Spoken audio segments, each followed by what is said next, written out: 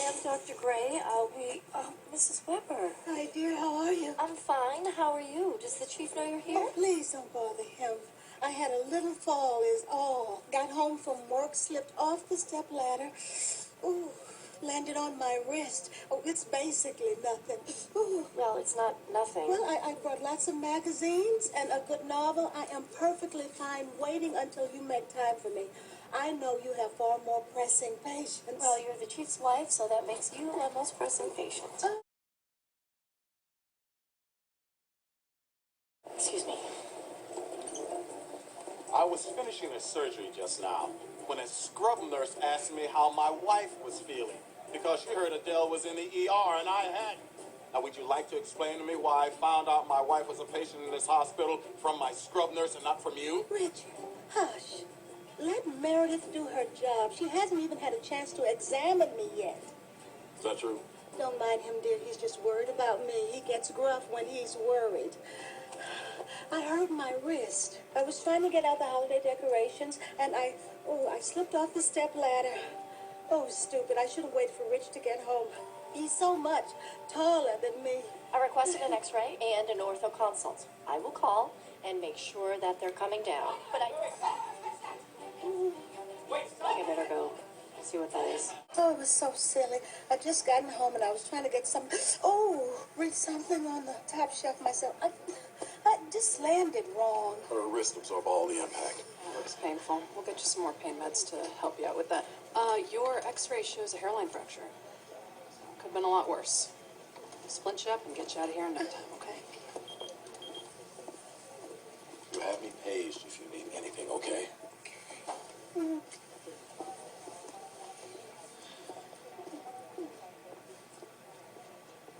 Thank you for covering for me before with the chief. You didn't have to do that. Excuse me? When you said I hadn't been by to examine you yet. So, you said that you fell when you got home from work. Yes, that's right. Do you remember hitting your head when you fell? Not that I recall. Dr. Gray. Hey, Chief. About earlier. It's all taken care of. I checked Adele's head CT myself. It was clean. Her wrist is in a splint, and I'm taking her home now. Well, I still have some concerns, and if her CT was clean, then I have even more concerns. Thank you, Meredith, but I assure you Adele is fine. Chief, she's been getting things very confused. Meredith, she is fine, and I'm taking her home right now. Why was she getting Christmas decorations down in February? Good night, Meredith. And she said she had just gotten home from work. Didn't she retire? Meredith. Chief, something isn't right. Okay, that's enough. Now, I know what you're implying. And while I appreciate your concern, that's enough. Adele had a scare today. She had a fall. Any number of things could account for her mixing up a couple of details, not the least of which is her being interrogated by you. Now, if something bigger were wrong with my wife, I would know it. You've got Alzheimer's on the brain. And you buy a car, and you start seeing it everywhere you look. And you've been working on this Alzheimer's trial 24/7. I get it. But Adele is not your mother, Meredith. She's my wife. Now, good night.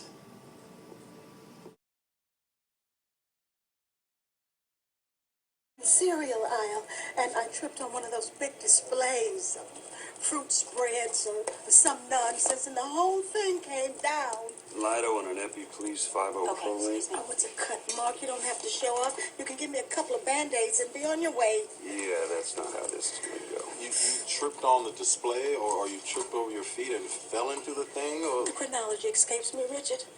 I was more focused on the fact that there was jam and shard glass all over my coat and my pants and the pants of the store manager who would not leave me alone until he packed me away into an ambulance. You know, this whole thing is just ridiculous. This is twice, honey. I mean, your wrist. It's those shoes. Now, they are supposed to tone your derriere, but I cannot feel the ground when I walk on them. I am going to throw them away. If somebody will just give me a couple of Band-Aids, I can be on my way. You're not going anywhere. Now, if you make a big fuss about this... Mrs. Weber, I'm about to put a needle in your face. I'd be extremely grateful if you'd stop moving.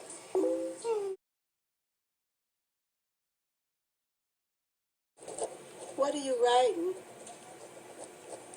Dr. Bailey. I'm writing about your ears. What about them?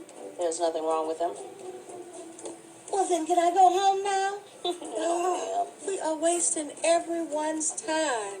I tripped at the pharmacy. I have faulty shoes. I should not be trying to tone my derriere.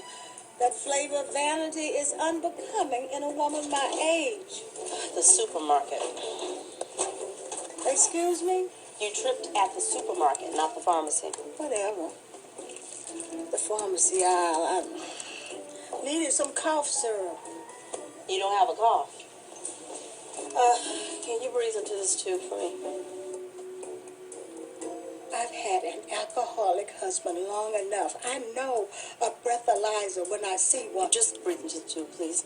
My husband sent you in here to test me for inner ear problems and balance issues. Well, you don't have inner ear problems. You don't have balance issues.